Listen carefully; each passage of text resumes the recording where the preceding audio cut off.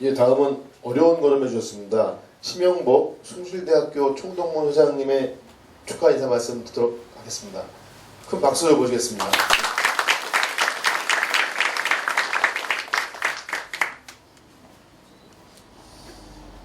저는 이런 자리가 처음입니다. 학교 동문회장이 사실 이렇게 정치 이런 모임에 가서 발언한다는 것도 상당히 조심스럽고 그런데 또 지난 19대 국회의원의 우리 숭실대 출신 또는 뭐 학교 교수님 세 분의 국회의원들이 있었습니다. 최동익 의원은 이제 저희들 직접 후배가 되니까 자주 뵙지는 못했습니다. 여러 가지 어려운 환경에서 나름대로 열심히 활동하셔가지고 의원 중에서는 가장 의정 활동을 잘 하신다는 그런 평가를 받는다는 것에 대해 가지고 학교 동문을 대표해서 제가 오히려 개인적으로 고맙다는 그런 말씀을 숭실대학교는 1897년 평양에서 학교가 만들어졌습니다. 그때도 미국 선교사 베어드 박사가 이렇게 부한말 어려운 시절에 그 교육을 통해서 우리가 뭔가 국가적인 자존심을 세우자 해가지고 평양 시민 모금 운동을 해가지고 평양에 학교를 세웠었습니다. 그리고 1938년도 일제가 막 이제 마지막으로 창씨 개명하고 신사참배 강요하고 할 때 우리는 기독교 정신이 우선이니까 신사참배를 못한다. 그렇게 해서 자진 폐교를 했습니다. 신사참배를 하면 뭐 연세대학이나 다른 대학 같이 다 이렇게 생존할 수 있는데 우리는 차라리 문을 닫으면 닫았지 신사참배를 못한 데는 폐교를 했습니다. 그리고 이제 그 학교 출신들이 전후 1954년 영락교회에서 다시 모여서 이제 학교를 다시 만들자 해서 지금 상도동 여기 숭실대학 자리를 잡아서 현재까지 이르렀습니다. 지금까지 뭐 10만 명 정도 동문이 활동을 하고 있습니다. 학교 자체가 뭐 그러다 보니까 학과도 사회사업학과 또는 중소기업학과 또 IT 그러니까 컴퓨터 관련 학과는 최초로 시도해서 지금 그런 분야는 상당히 많은 분들이 사회적인 활동을 하고 있습니다. 아직 정치 쪽은 사실은 이번에 처음 이제 세 분의 국회의원이 나왔기 때문에 그렇게 활발한 활동이 아직까지 있는데 제 의원님이 그래도 가장 활발하게 활동해서 그런 평가를 받아주신 데 대해 가지고 다시 한번 고맙다는 말씀드립니다. 제가 뭐 저는 성향이 사실은 그 기호 2번하고는 조금 다릅니다. 분명히 말씀드리겠습니다. 그리고 지금 하는 정치하시고 계시는 분들이 저는 이제 직장도 다니고 지금 사업도 하고 있지만 상당히 좀 실망스러운 면이 많습니다. 앞으로 이제 20대 의원님 어느 분이 되시든 정말 좀 제대로 된 한국을 좀 따뜻하게 세웠으면 하는 그런 바람이 있습니다. 철학자 마르쿠제는 세상이 바라는 것을 알아내기에 앞서 세상을 어떻게 바꿔야 할까를 생각해보라. 세상은 바꿔야겠다는 문제의식은 가장 어렵고 절박한 처지에 있는 사람에게서 나온다고 했습니다. 그래서 그러다 보니까 세상을 바꾸는 세력은 항상 학생, 추방된 사람, 인종적, 민족적인 소수자에서 나온다 그랬습니다. 실질적으로 지금 독일의 메르켈 총리나 오바마 대통령, 또 우리 훌륭한 기업가신 정주영, 또 일본에서 우리 성을 달고 열심히 활동을 하고 있는 손정의, 또 최근에 중국에서 참 그렇게 뜬 마윈 회장, 알리바바의 마윈 회장 이런 분들이 어찌 보면 메인 주류가 아닙니다. 저는 이제 그런 걸 믿고 우리 숭실대학도 대학 중에서는 그렇게 뭐 각광을 받는 그런 게 아니다 보니까 늘 저희들이 비록 작지만 사회에 좋은 영향을 끼치는 정말 능력 있고 선한 인재를 양성하는 그런 학교로 나가려고 열심히 노력하고 있습니다. 여기 대다수 아마 주민들 같으신데 숭실대학교도 이쁘게 봐주시고 또 우리 최동희 의원이 어쨌든 뭐 시작을 이제 하시는 길이니까 좋은 결과를 얻었으면 좋겠습니다. 감사합니다. 최동희 위원이시고 그 조직위원회 책임자가 최동희 위원이셨고 저는 덕분에 부위원장을 했습니다. 이런 인연 때문에 제가 비록 당은 달리하지만 와서 축하를 드리고 격려의 말씀을 드리는 것이 인간의 도리라고 생각해서 저도 선거를 치르기 때문에 일본 일처가 급하고 또 여러 가지로 딱한 사정이 있지만 축하드리러 왔습니다. 최동희 위원님 출발을 축하합니다.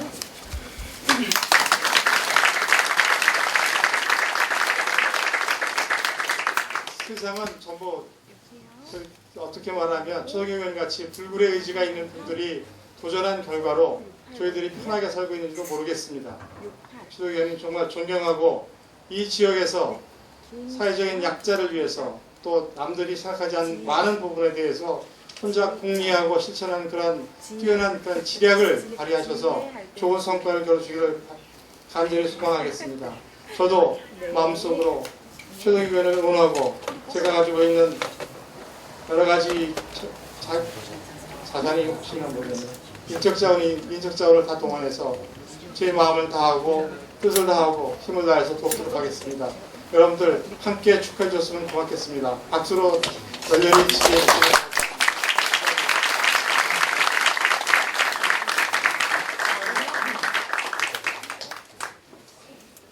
예, 감사합니다. 또 중간에 오신 분 몇 분 소개해드리겠습니다.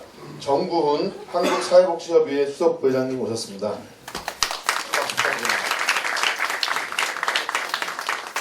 김순현 금강라이팅 전무사님도 오셨습니다.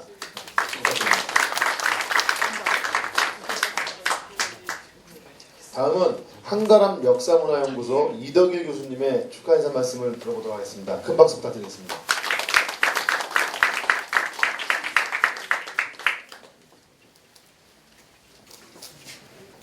저는 이제 역사 공부하는 이덕일이라고 하는데요. 저도 이런 자리는 처음 와봅니다. 제가 이제 국회의원을 상대로 뭐 강연하고 그런 적은 있고 여기저기 강연은 다니는데 또 뭐 정치행사여가지고 누구를 좀 국회에 보내달라 이제 이런 취지의 말씀은 처음 드려봅니다.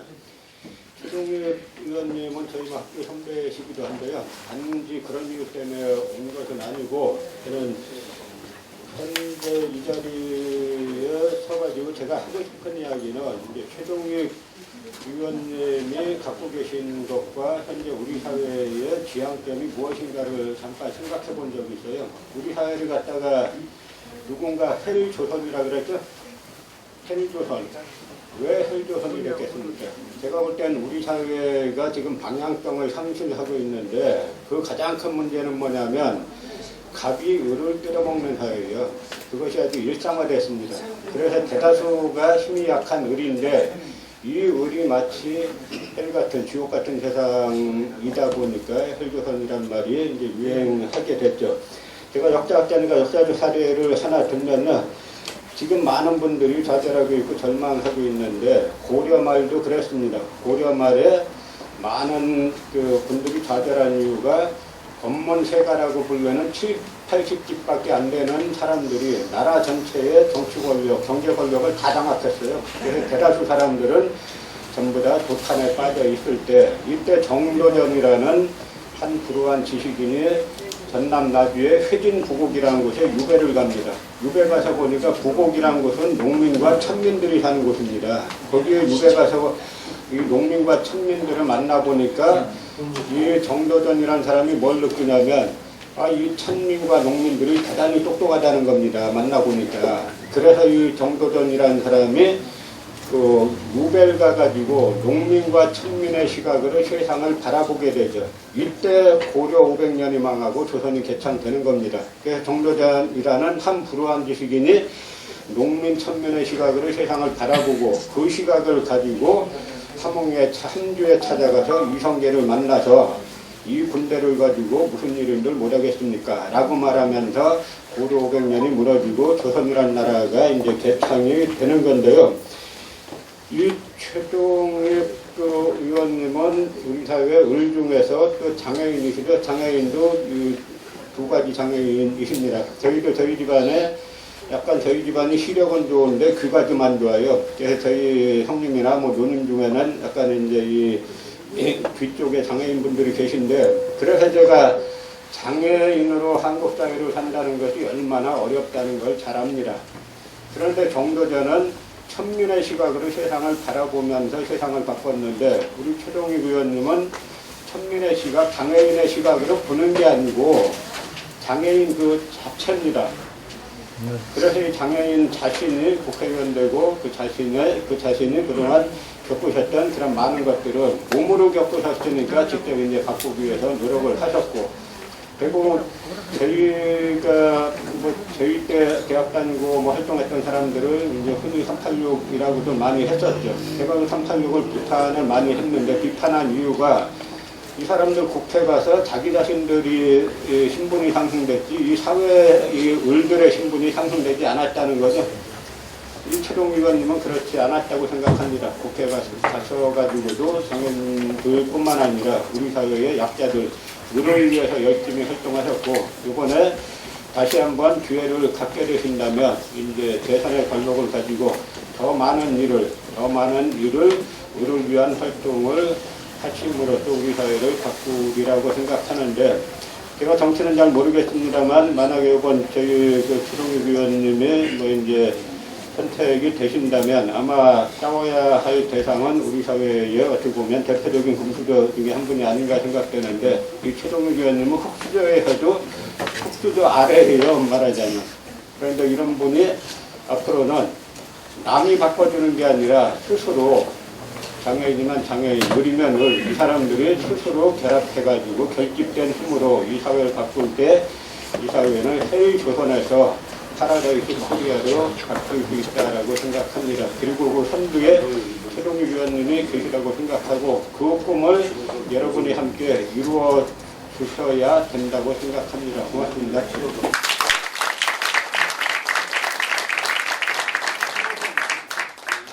예, 감사합니다. 중간에 또 오신 분 한 분 소개드리겠습니다. 대한작업치료사협회 김슬기 정책부회장님 오셨습니다. 감사합니다. 예, 다음은 숭실대학교 목회자협의회 회장이신 조성기 목사님의 축하 인사 말씀 듣도록 하겠습니다. 큰 박수로 맞아주십시오.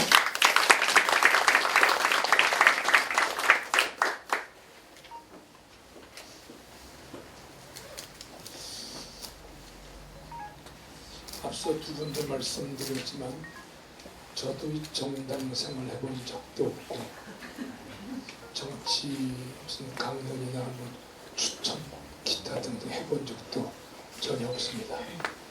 단지 한 40년 정도 민주화운동, 통일운동은 소신대로 해왔을 뿐입니다. 지금도 역사를 정화했기에 역사를 보는 눈, 시대정신은 시보렇게 살아서 눈뜨고 현장과 현실을 보고 있는 목사 중에 하나라고 할 수 있겠습니다.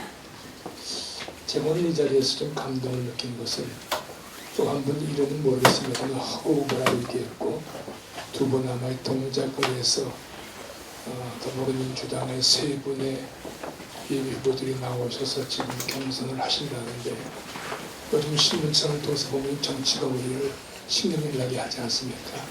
서로 면전에 대화도 안 하고 경선자들이 서로 이전 두고 그러는데 두 분이 나란히 앉아서 화목한 모습 보니까 참 괜찮다. 앞으로도 계속 그렇게 하셔서 세 분 중에 어느 분이 될 터인데 동작들이 더 새로워지고 한국 정치 발전에 기회가 되었으면 좋겠다 하는 말씀을 먼저 드리게 됩니다.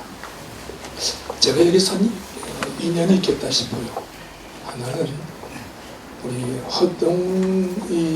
최동익 목사님의 삶을 제가 잘 압니다. 본인은 저를 잘 모르겠지만 저는 잘 압니다.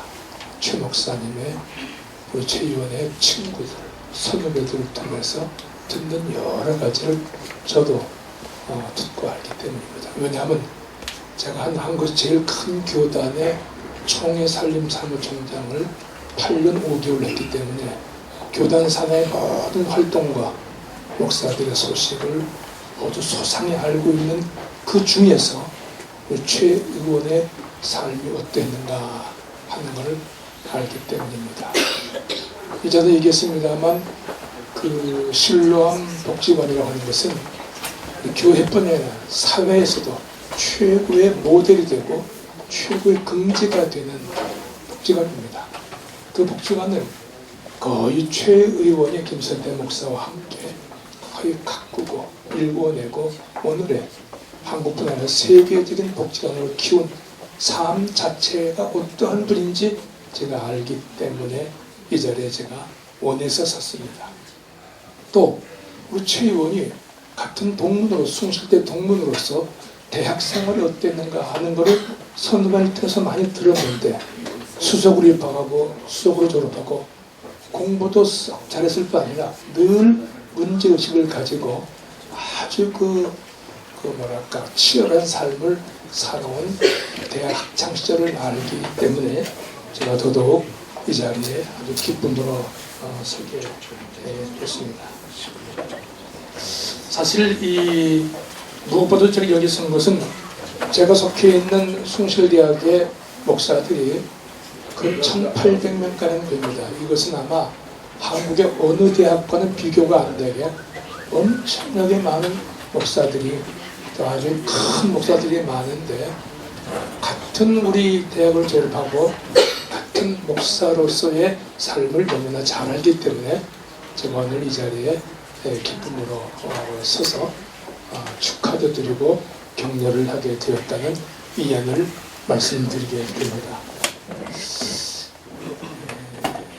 1989년으로 기억됩니다만 세계 교회에서 가장 큰 몇 번째 교단으로 알려져 있는 감리교 세계 감리교 평화상 시상식이 있었을 때